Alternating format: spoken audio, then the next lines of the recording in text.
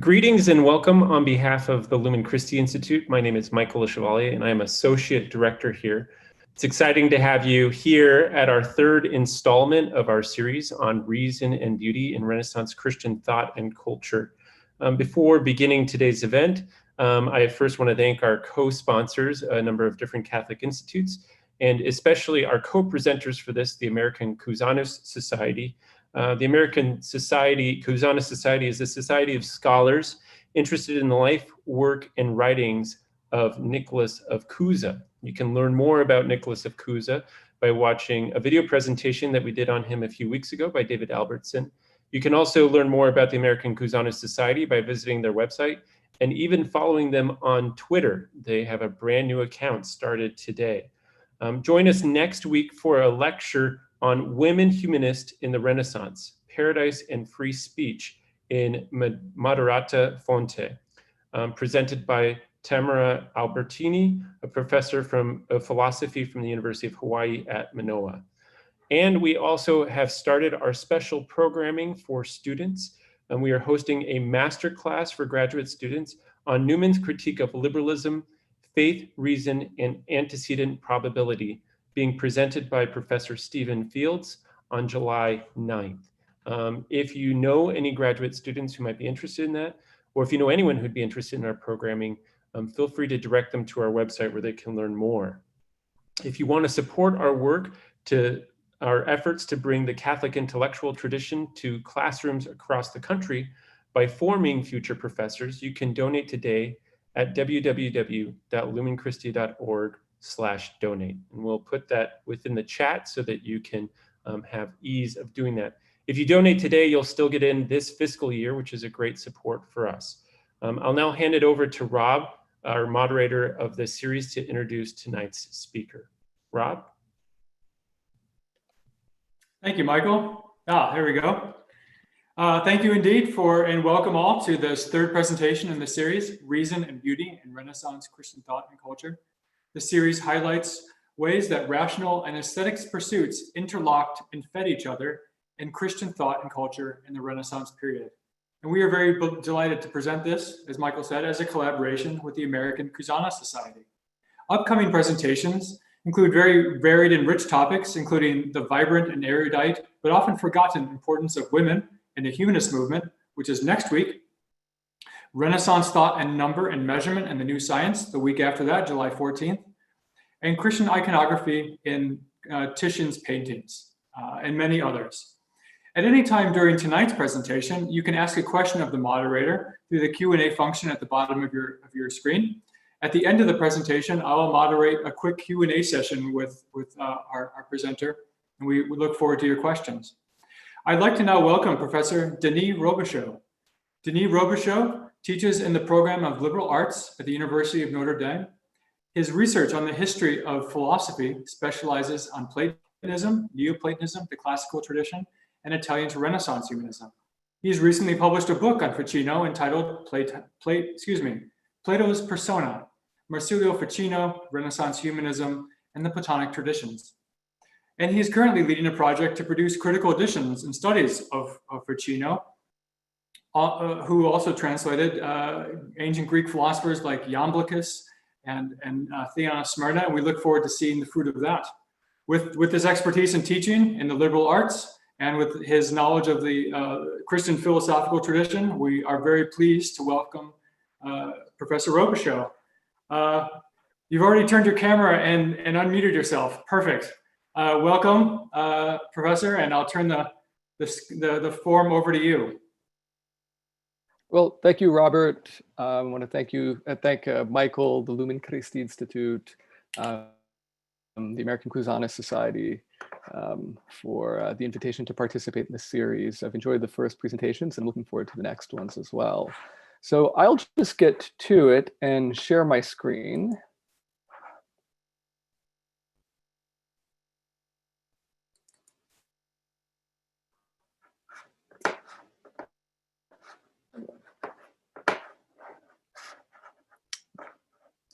One quick moment here.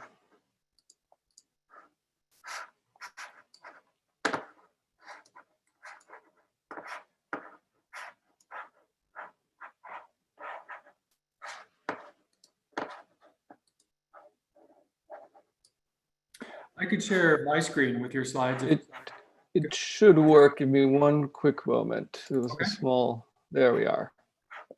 Here it is. Can you confirm, Robert, that the screens are, that you can see the It's up. slides Yep. correctly? Excellent. Oh, but I'm also seeing the Word doc. Okay, never mind. There we are. Very good. Is this good? Excellent. So what I thought I'd begin with right now is by starting by reading just a little bit of Ficino to kick things off.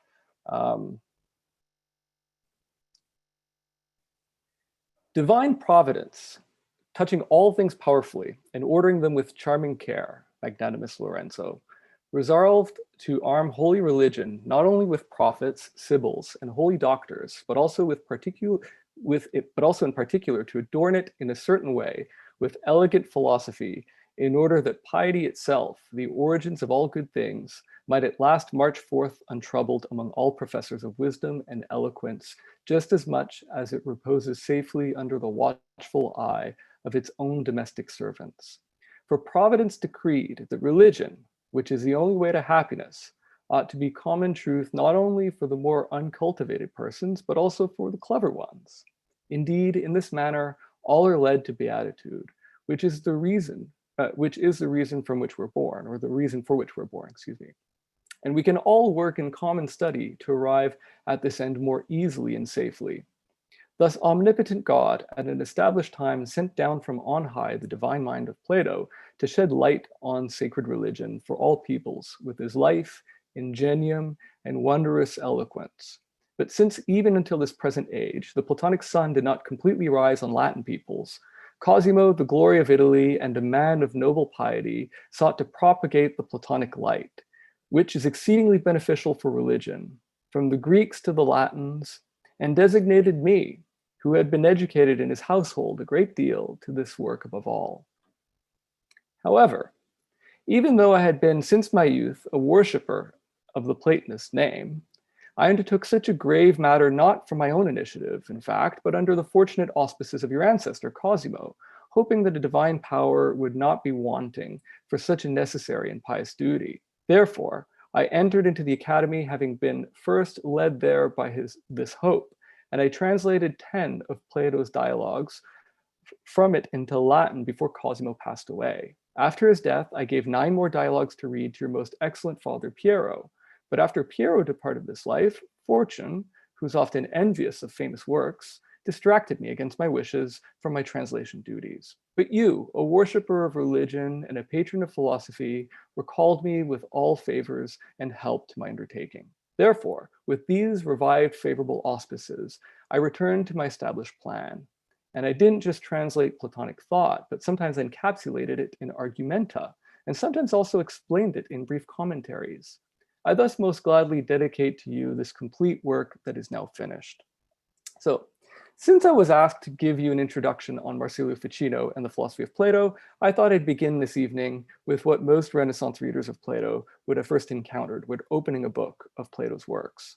I've therefore translated for you these opening words from Ficino's dedicatory preface to Lorenzo de' Medici for his 1484 translation of Plato's complete works. The preface is actually much longer than what I've quoted. In it, Ficino begins to explain his hermeneutical principles for interpreting Plato's thought. But before I get carried away with Ficino on Platonism, it might be worthwhile to take a moment to familiarize yourself, at least very briefly, with Ficino's life and works. So Marsilio Ficino is one of the most important philosophers of the Italian Renaissance. And by the end of the 15th century, he was also one of the most famous intellectuals of the period. He was born the son of a prominent physician in Filigne Valdarno, a small town near Florence, in 1433. But he spent nearly his whole life either in Florence or in the surrounding countryside. Ficino was eventually ordained a priest, and he became a canon in the Florentine Cathedral of Santa Maria del Fiore.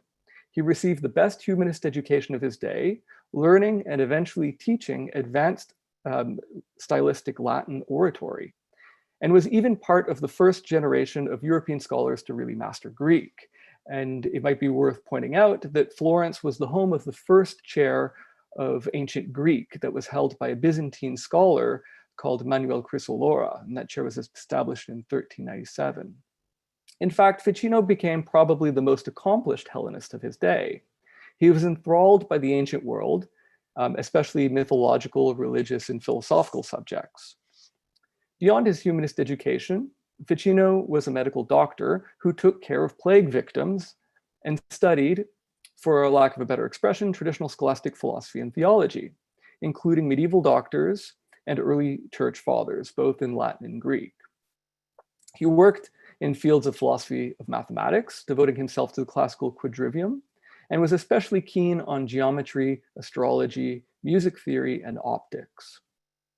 Ficino in general suffered, or we could say was maybe blessed, with bibliomania, a disease that compelled him to try to master whole libraries of ancient texts. And he had access to one of the best libraries in the world, especially for Greek manuscripts, that was amassed by the Medici in Florence. Ficino also had an artistic bent that's evident in his rhetorical style, in his musicianship, and in his cultivation of friendships with poets and artists. Ficino's work can be divided into his scholarship and his own philosophical and theological works.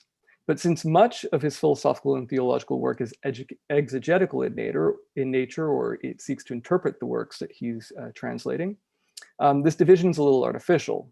He's hugely prolific, so it's worthwhile to spend a little bit of time looking at his scholarly production. So in terms of his work as a translator, Ficino did quite a lot. In 1474, the 24-year-old humanist and poet, Angelo Poliziano, who would later become one, if not perhaps the greatest philologist of the Italian Renaissance. You see him here depicted by Ghirlandaio along with Ficino. He wrote to Ficino in 1474 asking him for a list of his writings. Ficino, who was already, I suppose, 40 at the time, had his reputation already pretty well established. And even though he still had about 25 years of scholarly productivity ahead of him, his CV of translations was already very impressive. So amongst the works that he translated from Greek to Latin, he lists Proclus's Elements of Theology, Proclus's Elements of Physics, Iamblichus's Summa of Pythagorean Philosophy and Mathematics, something called the De Secta Pythagorica, Theon of Smyrna's Mathematica. You may ask yourself, who are these people? I'll say a word about them in a moment. As well as a series of other works, including the Corpus Hermeticum and, of course, the Platonic Corpus.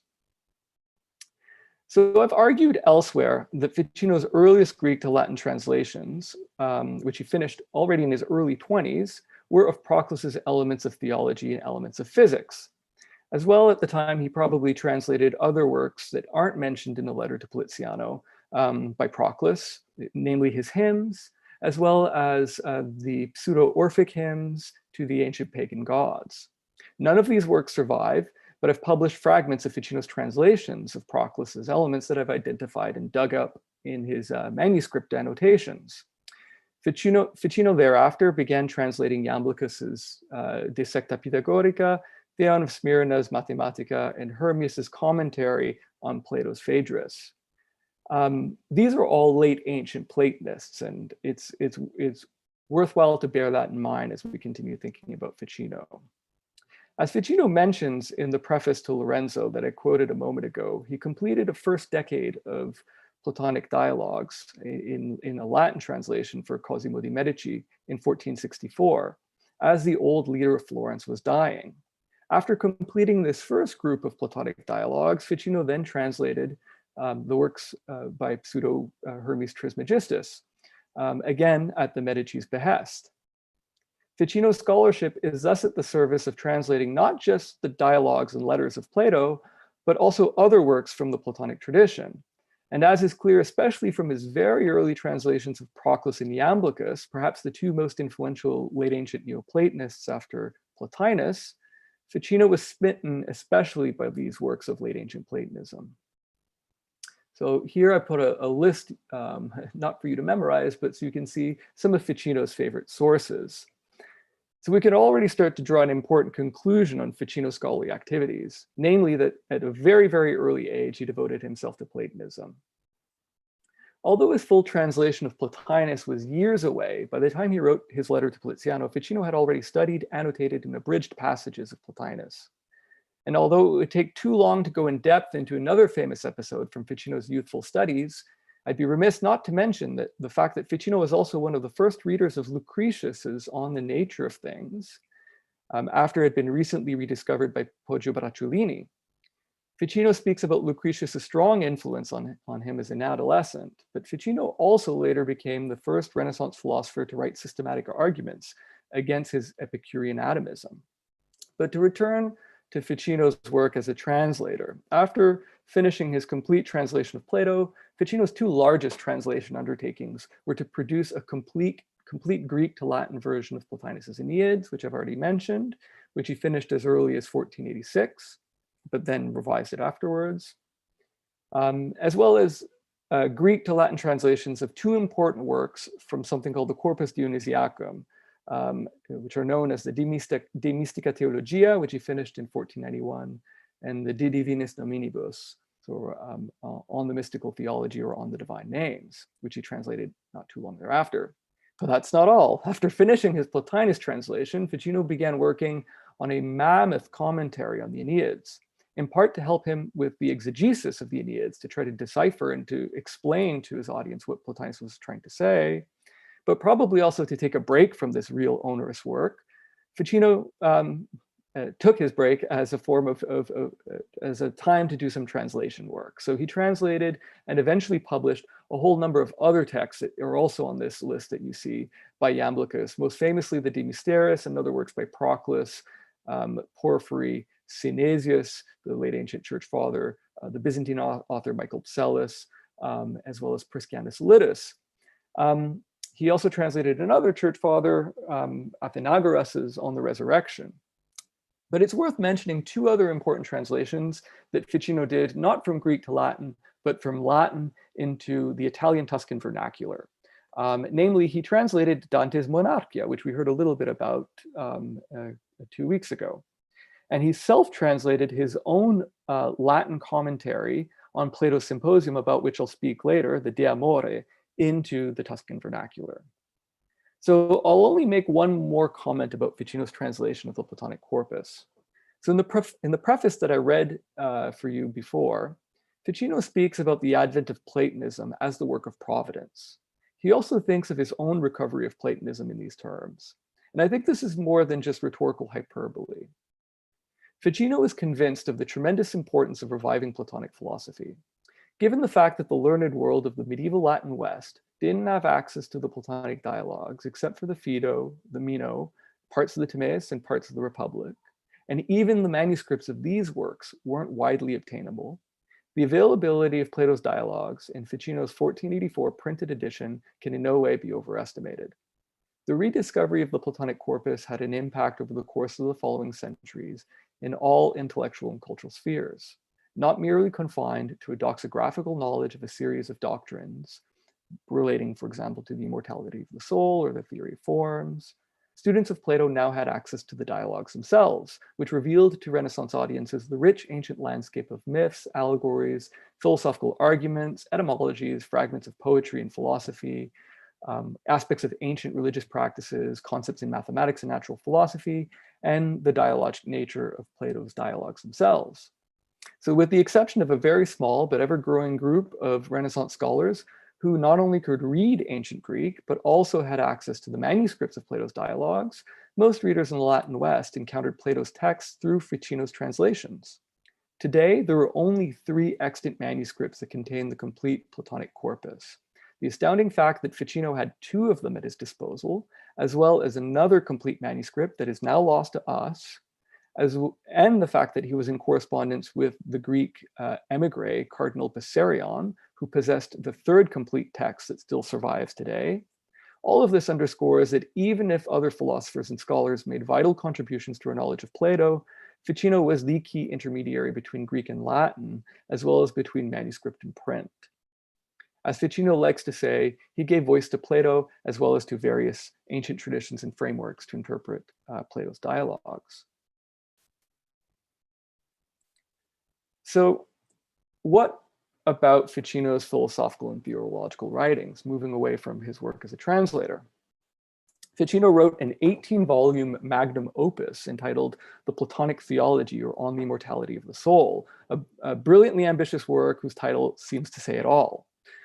A number of writings on religion, including a work called the De Christiana Religione, numerous tracts, sermons, and homilies, a commentary on St. Paul's epistles, works on optics, including the De Sole, the Quid Sit Lumen, and the De Lumine, a few astrological tracts, medical works that were Renaissance bestsellers, including one that I've been recently translating on Twitter during quarantine, the Concilio contro la Pestilencia, and another work, De Vita Liberis Tres, which this last one is really the foundation to Renaissance theories on melancholy, the Saturnine genius, and astral influences.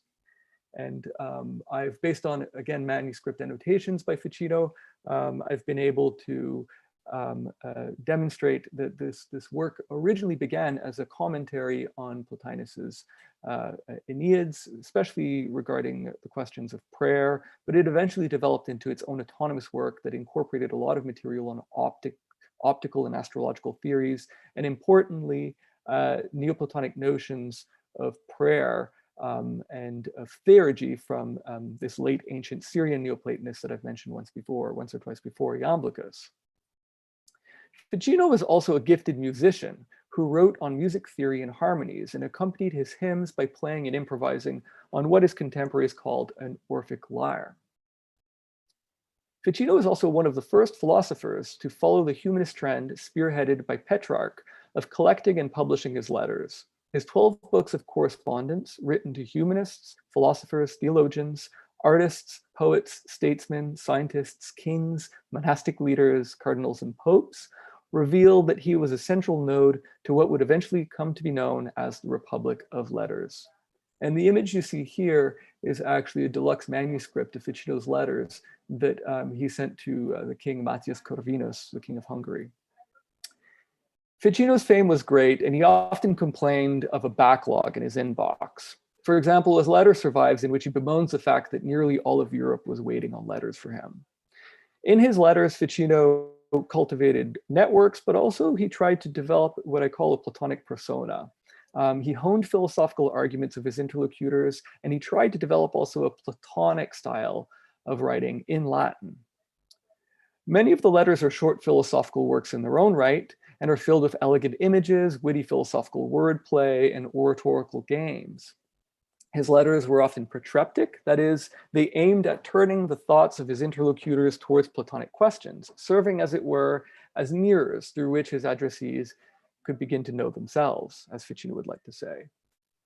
So, given Ficino's extensive translation work, it won't surprise you to learn that Ficino wrote a lot of exegetical material. He wrote introductions, commentaries, and summaries on a lot of the works that he translated. From the time he first translated his first 10 dialogues for Cosimo de' Medici, basically until his death, Ficino was always interpreting the Platonic corpus in one way or another. Some of his commentaries, for example, in the Philebus, underwent multiple revisions that went on his whole life. I won't go too much in detail, but I'd like to say a few things about Ficino's understanding of Plato, his approach towards interpreting the dialogues themselves. First, Ficino is in all likelihood the first philosopher in the Latin West, at least since antiquity, to interpret Plato's works as a single corpus. Although he makes a few important arguments to explain Plato's development as a philosopher and writer, his approach to the corpus is largely a Unitarian approach. That is, instead of following what we might consider to be common trends now in especially Anglo-American scholarship of breaking down Plato's corpus into periods of composition, what we might call an early Socratic period of dealing with arguments in ethics, a middle period when Plato developed his most famous doctrines, like the theories of recollection, the forms, or the immortality of the soul, and the final late period when Plato is thought to have revised some of these positions. And so instead of this approach, Ficino's hermeneutics to the Platonic corpus tries to look at the corpus as a unified whole. So the structural method is inspired by these ancient Platonists, primarily late ancient Platonists, but also what we sometimes call Middle Platonists. This drive to draw out a philosophical order from the Platonic corpus is evident in his first translation of 10 dialogues for Cosimo di Medici. He both arranges the dialogues in a particular philosophical order and writes interpretive summaries to direct readers on the correct path of interpretation. This approach is also evident in his later complete edition of 1484 that he dedicated to Lorenzo de' Medici, and even in a projected definitive edition, which he never had a chance to complete, since both he and his patron Lorenzo had died before he could get the work out. But the plan for this magnum opus survives. The corpus was supposed to be ordered according to what Ficino calls a universal order, culminating in Plato's Parmenides, since according to Ficino, it taught on the nature of the one, and followed just below it with the Sophist, because it taught about being and not being. So here we see a particular metaphysical aspect of Ficino's interpretation, insofar as he prioritizes this notion of the one above being, what we might say a henology over an ontology. We can spend another quick moment on a passage from Ficino's preface to Lorenzo that we already began reading to understand how Ficino interprets the dialogues. For our moment, before pouring out divine oracles, lest what is sacred becomes shared with the profane, leads the rational soul of his listeners through a triadic path to the summit, from purgation through resolution and conversion.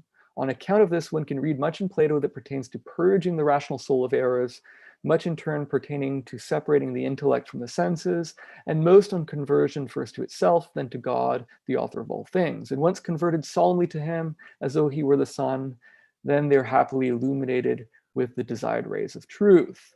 In these words, we see Ficino employing a tripartite Neoplatonic order of virtues, from a cathartic purging of errors, which Ficino thinks readers would have encountered when studying dialogues when Socrates refutes sophists, which leads to a protreptic encouragement to pursue philosophy, which Ficino would have pointed out in dialogues where Socrates encourages a youthful crowd to train their minds and engage in philosophy, followed by an examination of theoretical philosophy when Plato turns to questions of cosmology, metaphysics, or theology.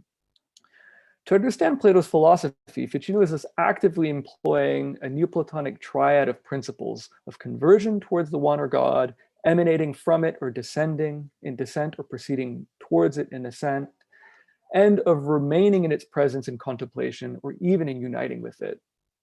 All of this maps onto his understanding of the dialogues, looking at passages where the dialogues either refute, exhort, or instruct. And we find in all of his interpretations of the Platonic dialogues, this seems to be all being guided by a greater goal, which he thinks Platonism tries to teach, which is assimilating to God, what we might call theosis, or uniting with the one. He might call henosis, right?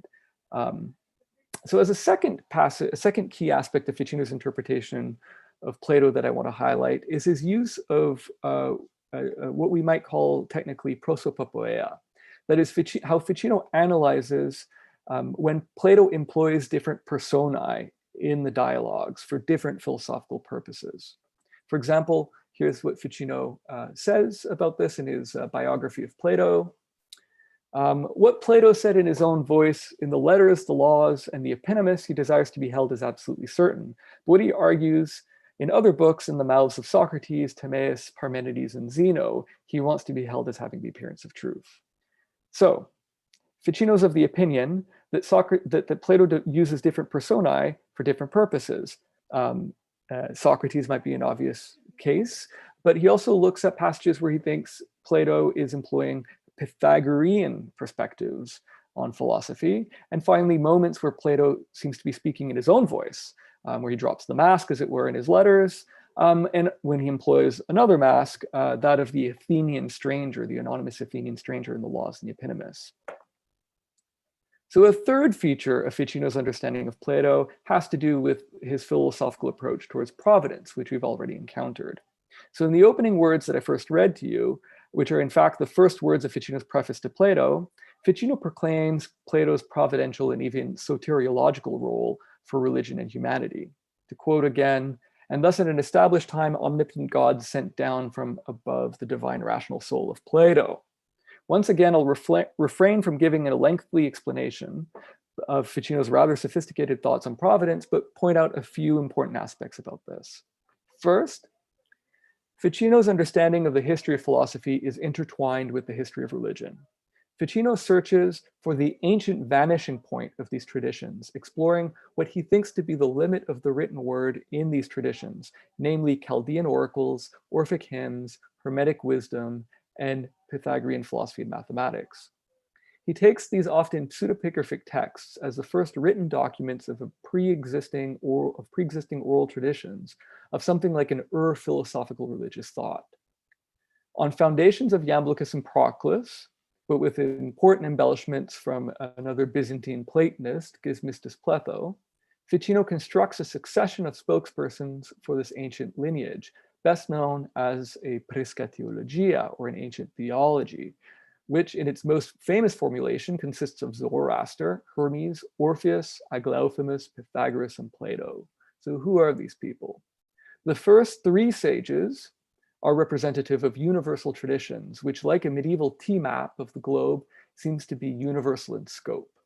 The oracular Zoroaster emerges from Eastern Chaldean religions as their spokesperson, the philosophical, priestly, and royal Hermes from African Egyptian wisdom, and the priests who attribute their writings to this person, or this god, and the mythical Orpheus from Greece and Europe, who becomes a poet theologian of the Olympian deities and of the immortality of the soul. Aglaophimus is the crucial intermediary who's responsible for initiating Pythagoras into the Orphic mysteries at a place called Libethra, a holy site in the birthplace of Orpheus at the foothill of Mount Olympus that was known to be sacred to the Muses. So who is this shadowy person who's connecting Pythagoras to the prior religious traditions? Well, he first appears in the writings of Iamblichus, specifically in the De Secta Pythagorica, this ancient Syrian Platonist. In this work, Iamblichus seeks to establish Platonism as an exemplary way of doing philosophy, insofar as it offers a way to integrate and unify a plurality of religions. And to understand how Iamblichus does this, I gave us a quotation we could look at.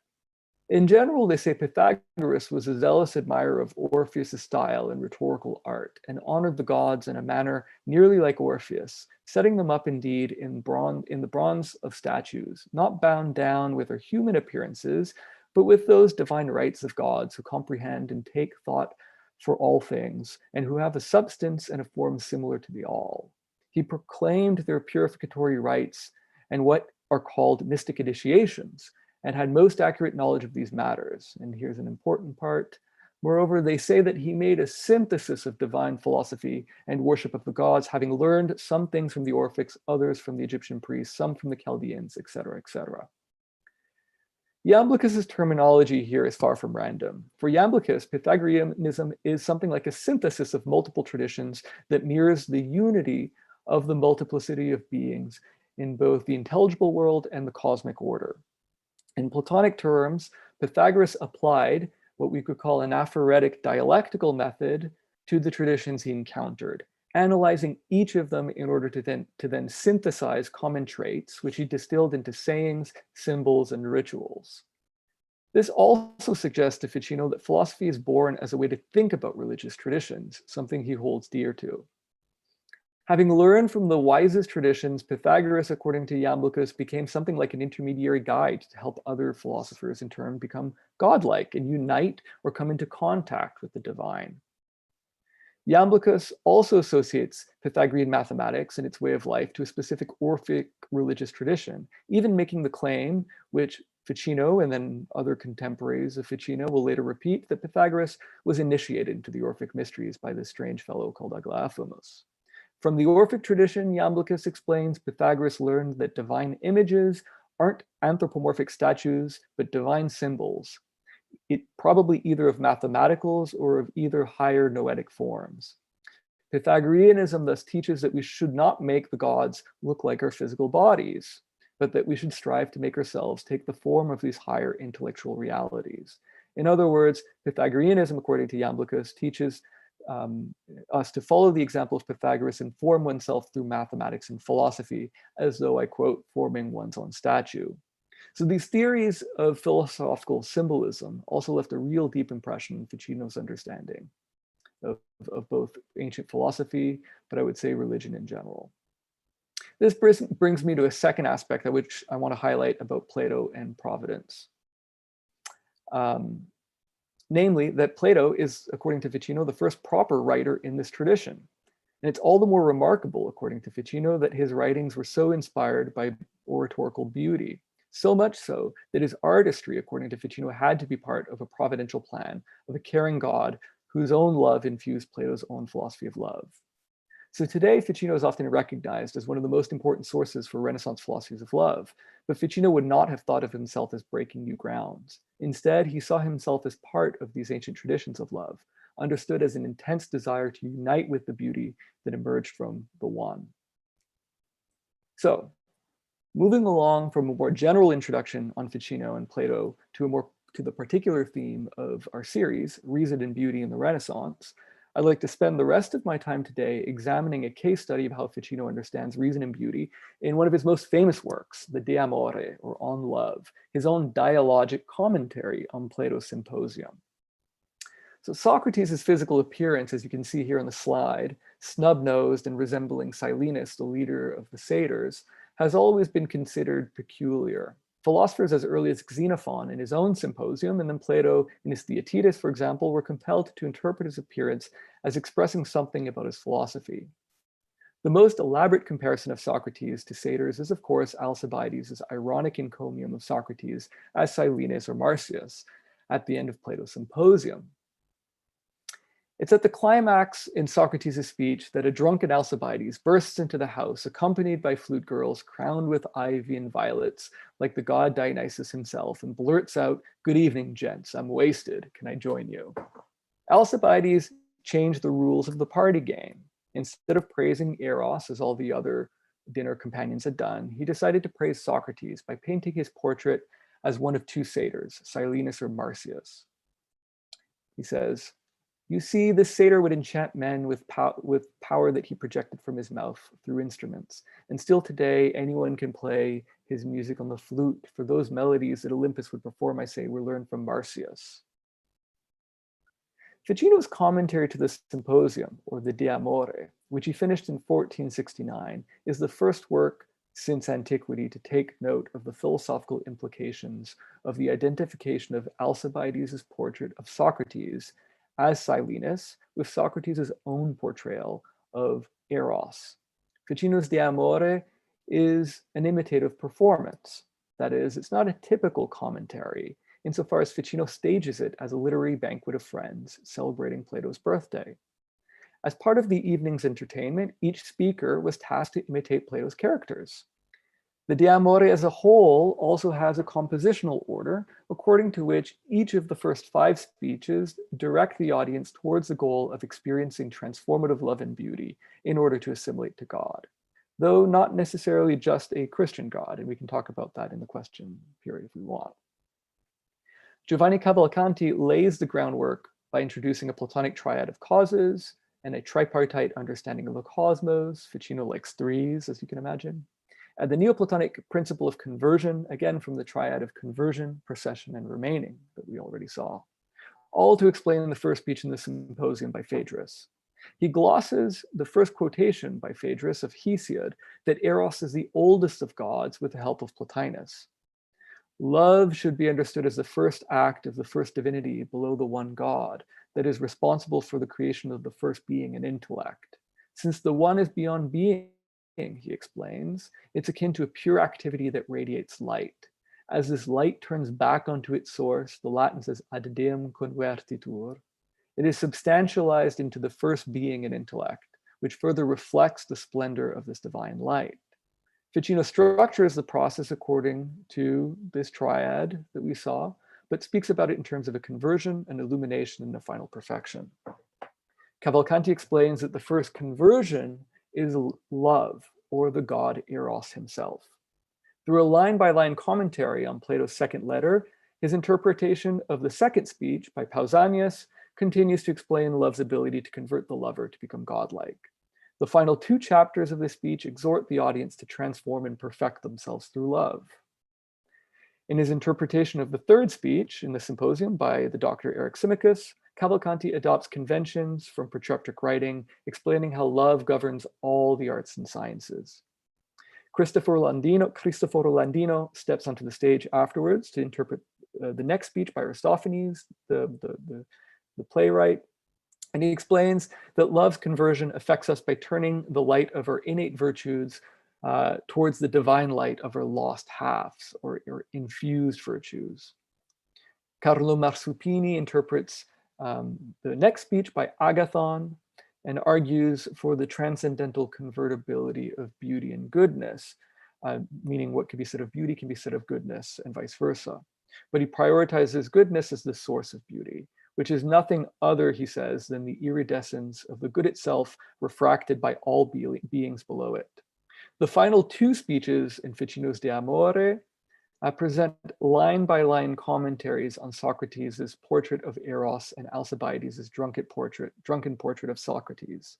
Since these 2 speeches identify the traits of Eros and Socrates with one another, they set a capstone to the De Amore by presenting a singular portrait of Socrates as something like a deified philosopher who can now be called by the name of Eros. By imitating Socrates, Ficino submits to his readers, one can fulfill the promise of Socrates' virtue ethics and find true happiness in participating in truth, beauty, and goodness. So before Alcibiades arrived drunk and unannounced to interrupt the dinner party, the guests who had unusually decided to abstain from drinking had taken turns delivering speeches that had one thing in common, namely they all praised Eros as a god. When Socrates' turn came up, he recounted a conversation that he had with an otherwise unknown priestess called Diotima, who taught him that Eros isn't a god, but a demon or a daimon. That is, an intermediary being between humans and gods that delivers messages to and fro between them by way of magic and divination. Plato is insistent, however, that despite being of a lesser rank than a god, Eros' power is nearly supreme. For the lover initiated into Eros' mysteries will learn to ascend from loving beautiful bodies to the experience of beauty itself. Interestingly, Ficino revises Plato's position in the De Amore by putting forward a philosophical dilemma, stating that both propositions A, Eros is a god, and B, Eros is a demon, are equally true, I quote, although for different reasons. So then which is it, Ficino? The inevitable conclusion to this dilemma, as I'll argue, is also a third proposition, C, that Eros is a man. Ficino thinks that all 3 propositions are true. He begins his explanation by comparing the human figure to a lodestone or a magnet. When magnetic stones transmit a certain quality to iron, Ficino states that we don't hesitate to call this force of attraction magnetic, since the force resides in the lodestone itself. But since the force also resides in the iron that it attracts, we can also call it what he calls a ferric force, or a force of iron. Similarly, Ficino explains that heat, as the physical force that ignites linen when it comes into contact with fire, can be said to be present in both fire and linen. Ficino then compares these natural examples to man.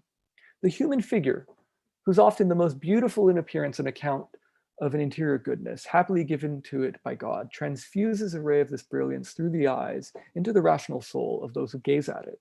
The rational soul, attracted by the spark as though it were a certain kind of fishing hook, hurries towards what attracts it.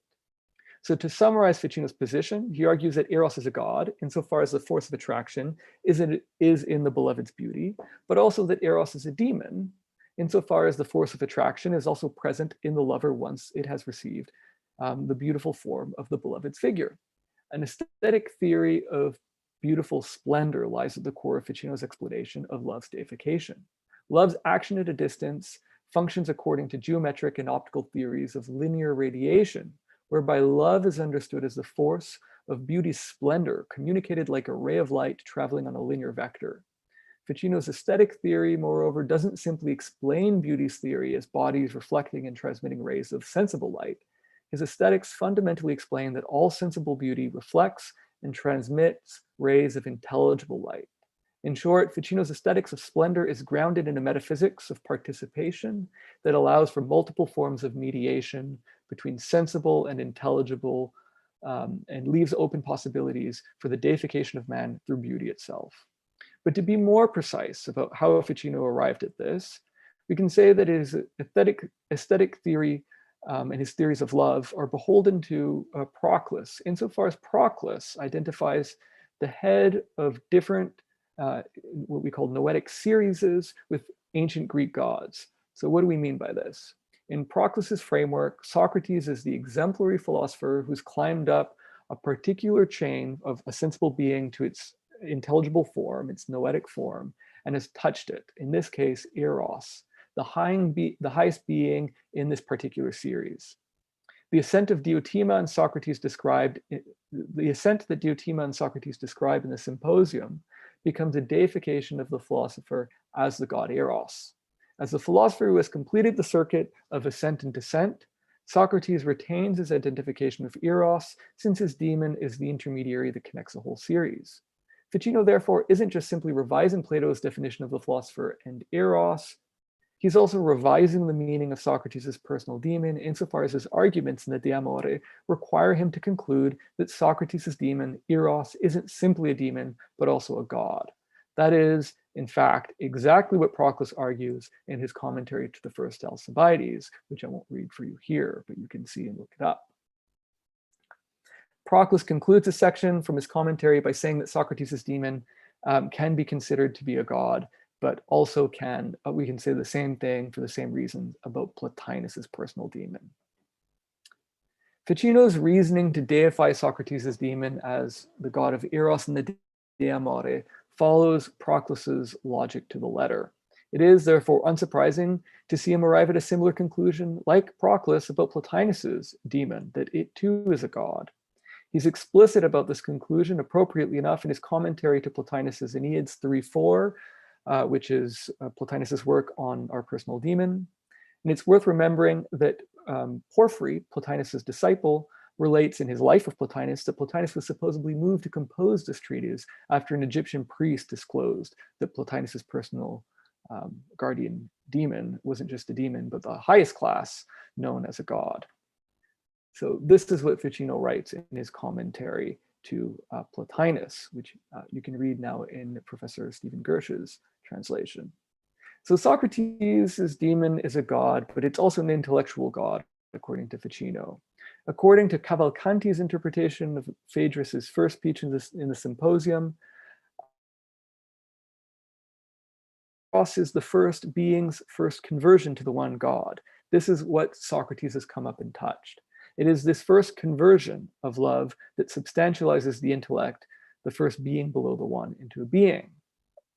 In the third oration from the De Amore, Ficino cites one of the most Proclean passages from the Corpus Dionysiacum, the work by Pseudo-Dionysius the Areopagite, known as the De Divinis Nominibus, or On the Divine Names, which explains that Eros has three kinds of movements. To quote Ficino, quoting Pseudo-Dionysius, who's actually quoting his own master Hierotheus, therefore, who could doubt that Eros is in fact inborn in all and for all? This is what Dionysius the Areopagite writes in his book On the Divine Names, expressing in his own words what his master Hierotheus conceived in his mind. And he quotes Dionysius here. We will call Eros, whether divine, angelic, spiritual, animal, or natural, what we understand as a certain unifying and grafting power, which moves providence from superiors to inferiors, unites equals with one another for mutual social communion, and finally persuades the inferior to convert towards what is better and more sublime. All of this functions according to Proclus's notion that love is a conversion that unfolds into three stages, from purgation to illumination, then perfection. This is the love that Socrates' daemon shows towards Socrates, and that Socrates in turn shows towards Alcibiades, according to Proclus. In fact, in the last passage that I just quoted for the De Amore, Ficino is concerned to explain this very kind of loving transmission of knowledge between master and disciple, not just between Socrates and Alcibiades, but also between the successors of the different Platonic academies, and between Pseudo-Hierotheus and Pseudo-Dionysius, these two ancient masters of theology that Ficino quotes. Ficino becomes, Socrates, according to Ficino, becomes something like a transfigured philosopher, incarnating the principle of conversion to the one. Following Proclus's logic, just as the sun is the first genus of luminary beings, all of whom are sun-like heliotropes insofar as they turn towards the sun, the source of light and life, think of sunflowers, for example, so too Socrates, as the first in the genus of philosophers, inspires philosophical conversion and ascent in his disciples towards the source of being. In Ficino's exegesis, Socrates is a lover who has followed the god Eros in a mythical cavalcade of gods in order to see beauty's shining brilliance. Having returned to earth, Socrates becomes the beloved, glowing with the splendor of divine beauty to lure other potential lovers, like Phaedrus, one of Socrates' interlocutors, to imitate him in turn. Ficino is struck by Plato's aesthetics of light and splendor, and particularly by claims in the Phaedrus that wisdom itself cannot be seen with our eyes, but if its clear image could be seen, it would cause the most terrifying and powerful love. These passages filter into his reading of Socrates' ironic beauty in the De Amore, where Ficino presents him as the very image of loving wisdom. For while Plato holds that wisdom itself cannot be seen, he also says that it is the superlative property of beauty alone to be most visible and even most radiant and therefore most beloved. It is charming to see that Ficino even finds the identification of the most beautiful with the most beloved in Plato's own person and artistry as a writer. To quote Ficino here, in his radiance, Plato gave birth to his first child, that is the dialogue, the Phaedrus, and it was itself almost entirely poetical and radiant. It is a very beautiful dialogue. This most beautiful man, the worthiest of all our love, wrote simultaneously about beauty and love, so that quite properly, he then brought forth the rest of his children too, and they were full of loveliness and grace. In this brief statement, Ficino takes Socrates' own account from the Phaedrus of the superlative beauty as the identification of the most radiant and the most beloved, and he applies it to Socrates' disciple and the beautiful splendor of his art, his dialogues. The philosopher becomes an intermediary, according to Ficino. Having touched Eros, he can thereafter channel the power of this substantial form onto others. According to Ficino, this is the magical aesthetics of Socrates' divine irony. It functions like an aesthetic Trojan horse. Beneath Socrates' human figure, beneath his ugly, Silenic face of a satyr, which is received by others through their senses and inscribed onto their imagination. Beneath this is the true beauty of his eternal daimonic self, that is, the figure of the god Eros, which is inscribed onto his disciples' intellects and quite literally transforms their inner self by the splendor of these hidden rays of intelligible light. In technical terms, Socrates' substantial form acts on others through an occult quality that transforms their faculties and activities.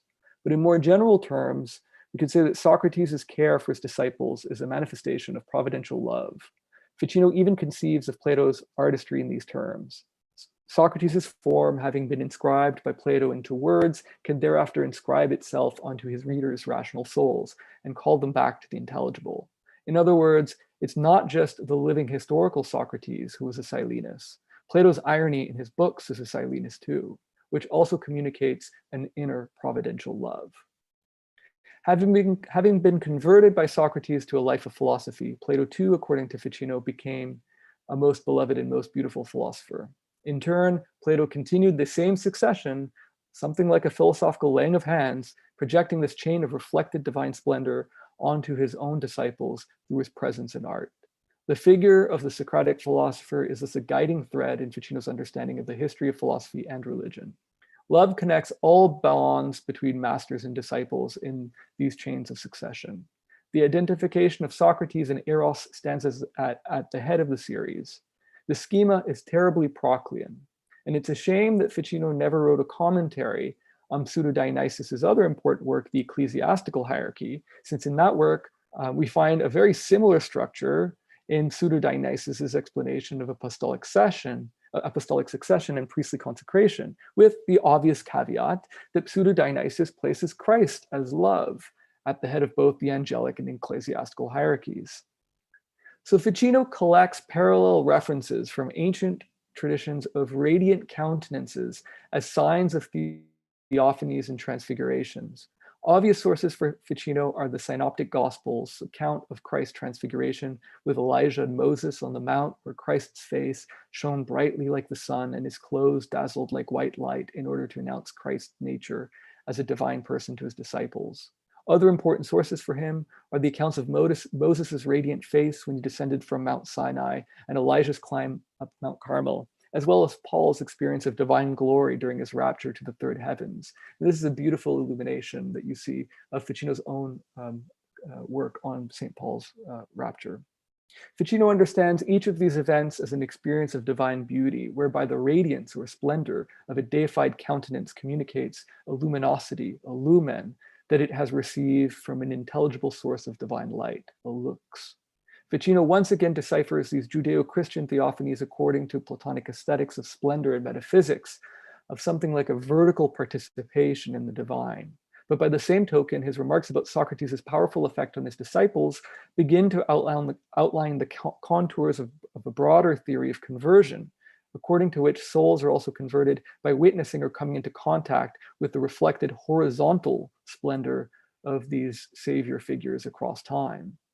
Such a philosophy of love helps Ficino explain how Moses, Elijah, Christ, and Paul, as well as Zoroaster, Pythagoras, Plato, Socrates, and Plotinus, had an immense influence converting disciples. Here we see how Ficino's philosophizing about religion seems to happen sometimes outside of any theology that might have strong demarcations over what counts as true religion as within the boundaries only of Christian revelation.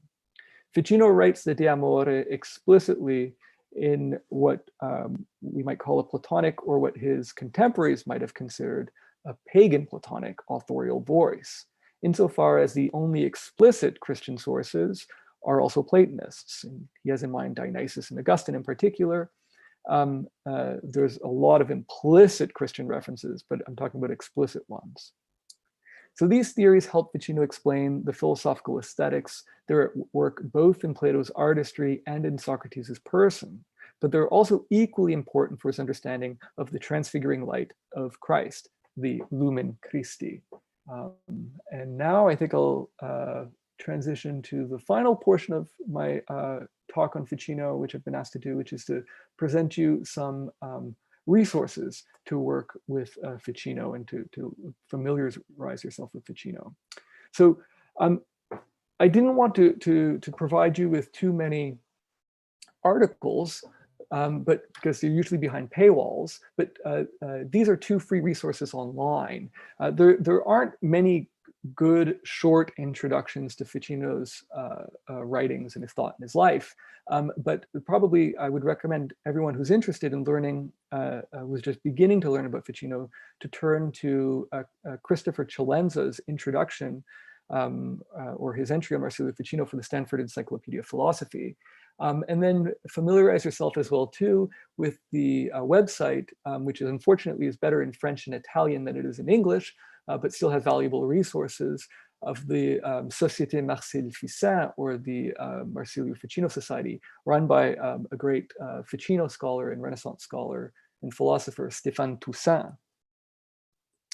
As for secondary sources, I said I wouldn't give you list off articles, but I point here, you can see Academia, that's the journal published by the Marsilio Ficino Society, la Revue de la Société Marsilio Ficino.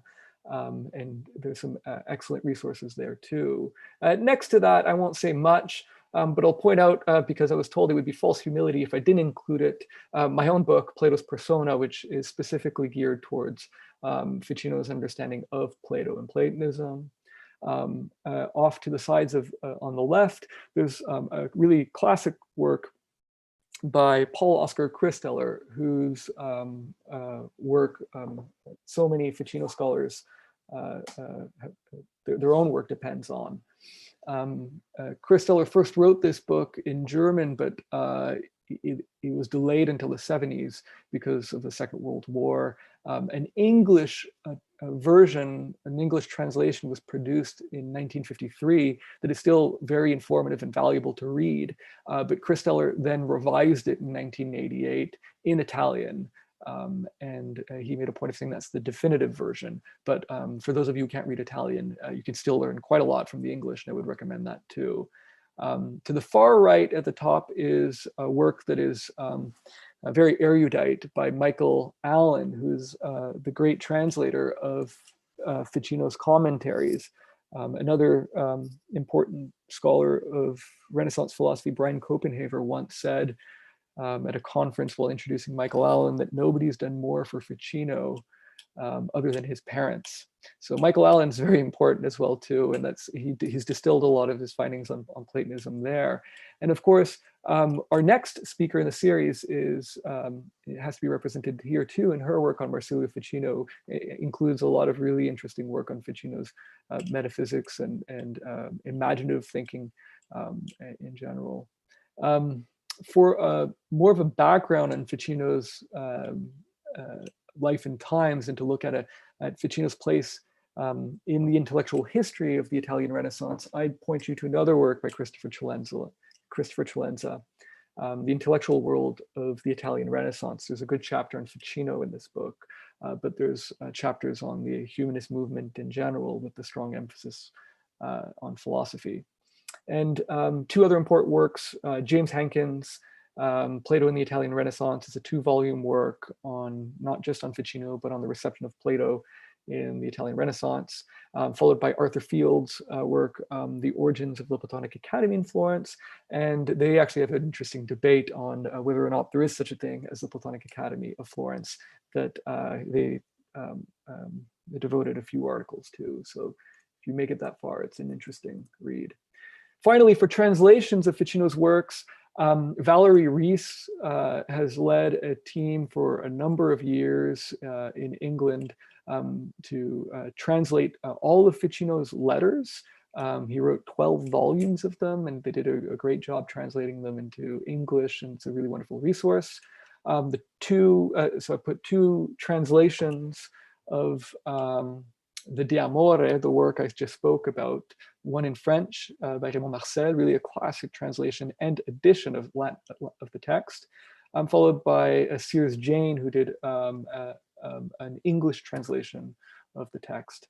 And then to the right of that is Caskin Clark's English translation of the 3 books on life, dealing with questions of medicine, astrology, optics, philosophy, religion.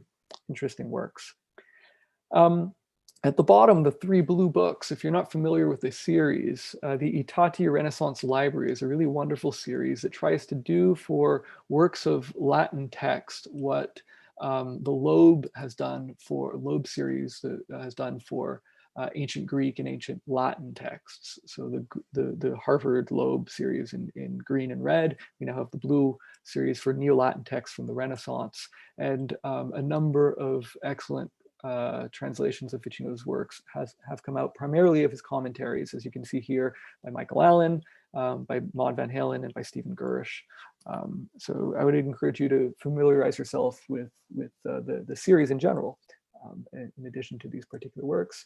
And then if you really dive into Ficino, what is still absolutely unavoidable is to work with the Latin text. And here there's a new series that's run by Maurizio Campanelli, Sebastiano Gentile, and Christopher Celenza, called Ficino's Novus, published by Aragno in Torino, where they publish really critical editions of the Latin text, establishing the text, really essential work that still needs to be done for so much of Renaissance writing, and medieval writing as well too, I would say.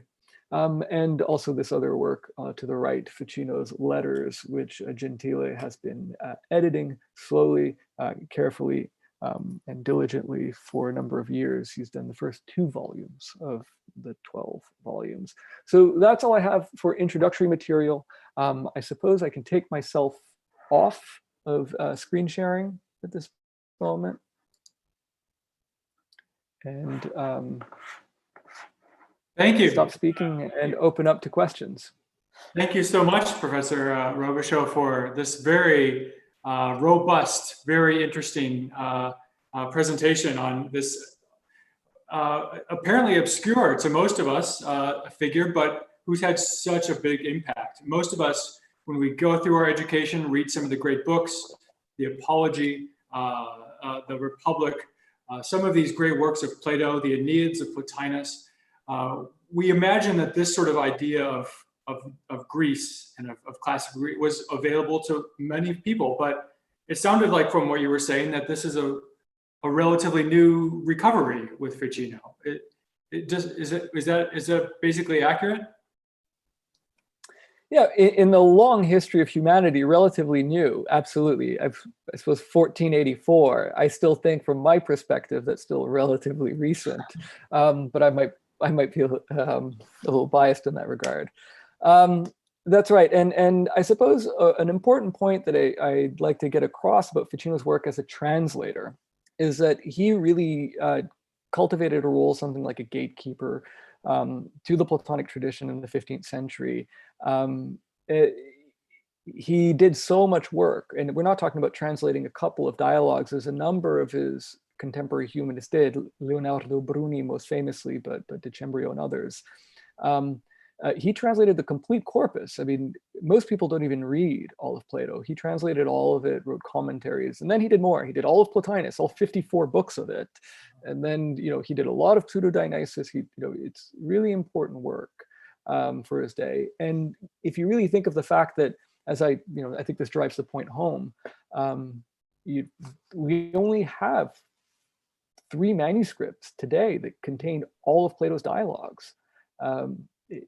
He had 3 of them, one of which we've now lost. I mean, there are other manuscripts, of course, many other manuscripts that survive of portions of the Platonic corpus or individual dialogues. But this idea of the complete corpus as a kind of unified whole, as Ficino conceives of Plato's writings, right, only survives in 3 manuscripts. That's for such a canonical author like Plato, that's something to keep in mind, right? Indeed, it's just amazing when one considers this long Platonic tradition, this gushing in of some of the original texts, which had been avoided. But we have several questions. You began your presentation very nicely and very interestingly on the preface, which presents a kind of view of providence and how divine providence interacts with human reason, right? In this sort of aesthetic way, in the soul of Plato, a rational way as well. We've had several questions about the interaction of what we might say Greek wisdom with well, perhaps this is the wrong way to characterize it, but this is a classical way of Greek wisdom and Christian faith. One question is on the role of Moses. What role does Moses play in the genealogy of the Prisca Theologica, as our attendant Thomas asks? Excellent, a good question from Thomas.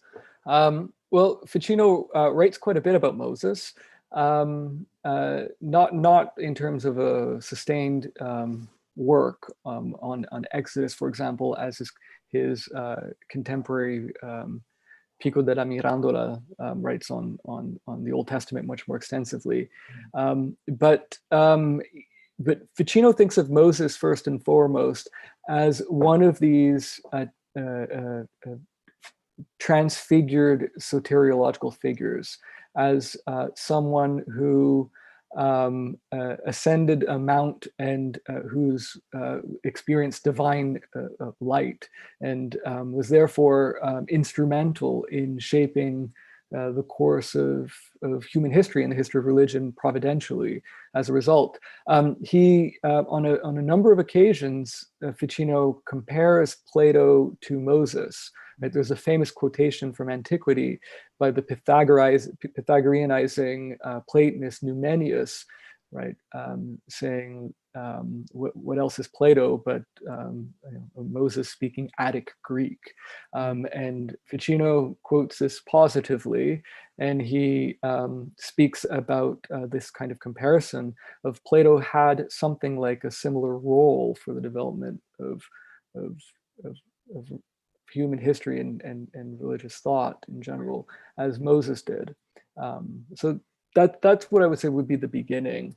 But the interesting thing about Ficino is that it's not just the Hebrew tradition that's interesting as a precursor to the revelation of Christianity, and it's not also just the Greek tradition that he points to as a source to Orpheus as a kind of precursor. He also points to what I think it could be considered universal sources of wisdom, pointing also to what he thinks are an Eastern equivalent of the Chaldean oracles, which are actually probably the work which are the work of a 2nd century theurgist, and aren't actually as old as Ficino thinks. And also these writings that we fall under the corpus, or known as the corpus hermeticum, right? That Ficino tells us, and Ficino's often people point to Ficino as being the one responsible for the myth of the thrice great Hermes Trismegistus. In many ways, he is, but this ancient supposed Egyptian sage. But Ficino tells us that these are actually the writings are most likely the works of a group of Egyptian priests who ascribe their writings to the god that served as their inspiration. So he's not speaking about necessarily a person in the same way as we could think of Moses as a person. But anyhow, I'm moving away from Moses, but I wanted to make the point that Ficino also looks at what we could look at different traditions that aren't just the Judeo-Christian tradition. Indeed. And so this raises another question that several of our attendants have asked. I'll give one version of it. Richard asks about this question of Christ and what the role of Christ has. Richard writes, it seems like Ficino needed, all that Ficino needed for religion was already there in Plato. Why is any further revelation needed? And what role was there for Jesus Christ? Mm-hmm. Well, there's an important role. Any reader of Ficino sees Christianity all over Ficino's writings. And in the De Amore is a particular work insofar as there aren't really the same levels of explicit Christian references or biblical references that we would find in many of his other commentaries on Plato. Any reader of Ficino, you can open any of his dialogue, any of the commentaries to the dialogues, you'll find biblical quotations. But the De Amore, he's interested in developing something like a Platonic theology on its own terms. This is what I've argued to see the extent to which it's possible. So what that would mean is that the notion of Christ as intermediary, if we take Ficino's De Amore seriously, not just something like a thought experiment, which it might have been, I think it would mean for Ficino that Christ is most certainly a way, but not necessarily the sole way. In terms of being an intermediary, I think Ficino is actually seriously open to the possibility of looking at beauty as an intermediary in its own right, looking at other soteriological figures other than Christ. For example, he writes a letter as a response to another humanist who's concerned about the fact that Ficino might be putting up Socrates as a rival to Christ. And Ficino says, no, I'm most certainly not doing that. But he writes a letter where Ficino is deeply concerned over a classic problem that we encounter in medieval texts of the salvation of pagans, the virtuous pagans, what happens to them before the advent of Christ. And Ficino is interested in looking at a real, authentic, true religious experience prior to the advent of Christ. So Christ, in many ways, you can look at it as in many passages, if his writings, he writes in very traditional ways of Christ being something like the fulfillment or the culmination of a prefiguration of Old Testament types. But so therefore, the really being a fundamental break. But he's also interested in looking at, I suppose, religion in its own phenomenon, and not just limited to biblical revelation. So again, it touches on the same. My answer, I think, touches on the same points that I was trying to make in the first question, I think. Indeed, there's a whole lot wrapped up in this, and we're coming to the end of our time. And so we'll have to ask, as you said, Professor Tamara Albertini next week about the role of women in correspondence, perhaps with Ficino. Finishing out perhaps today, though, I want to turn to this question of love again, with love in terms of Christ and this Neoplatonic Eros that he's melding. We had several different questions, and I'll have to pick one of them on this topic. There's one question from Sean about this classical Christian ideas of love. Sean asks about Augustine, who identifies 4 types of love in the City of God: desire, happiness, rejection, and sadness. Is there any hint of Ficino using these Augustinian concepts or melding them into his reading of the Platonic texts? Yes. I've elsewhere spoken about Ficino's hyper-Augustinianism. And by that, I mean he's deeply, deeply influenced by St. Augustine. But I say hyper, not just to speak about it as being he's very influenced, but also insofar as he goes beyond Augustine. So very often when Augustine says, starts to draw a path and then says, but don't go any farther, Ficino goes farther. Here, I think on love, what becomes important for him, in particular, as I tried to make clear in my talk, is both Proclus and Pseudo-Dionysius the Areopagite, right? The early 6th century church father who was thought in Ficino's day by Ficino to have been St. Paul's convert in the Acts, right? On the Areopagite when he's preaching to the Athenians. And in this work, Pseudo-Dionysius in the 4th book of On the Divine Names says, you shouldn't be afraid to use the word Eros, he says, to speak about God as a divine name. That Eros, right? Not agape, but Eros, right? Or not philanthropia. Eros is fine to use, and he's actually, this is a question that Proclus had already asked prior, and he says basically the same thing, right? It's okay to use the word Eros to speak about the divine. We have this Platonic precedent. So Ficino is most certainly influenced by St. Augustine's thinking on love and charity and on desire. But he's also looking at this other Platonic tradition of philosophy of love and theology of love primarily from the Corpus Dionysiacum. Wonderful. There's many other questions I'd love to ask, but I think we're coming to the end of our time. So thank you so much, Professor Robichaud, for this very engaging, very interesting, and really erudite presentation, something that will richly reward rewatching, I think, for all of us. Yes, indeed. Well, this was Professor Robichaud, thank you again. And as Robert mentioned, you can rewatch this video on our YouTube page, or you can also download it as a podcast and listen to it there, as well as all of the lectures within our series.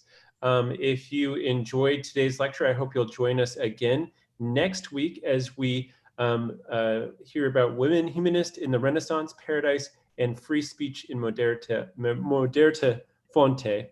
But also, if you have appreciated our work here, and if you'd like to support us now on this last day of the fiscal year, you can donate today at www.lumenchristi.org. Otherwise, once again, please join me in thanking our professor, Professor Robichaud, for a fantastic presentation. And we look forward to welcoming you to Lumen Christi, the University of Chicago, and the Gavin House once it's possible again. Thank you. I look forward to it. Thank you for the questions and thank you for the invitation. It was a pleasure. It was a pleasure. Thank you so much.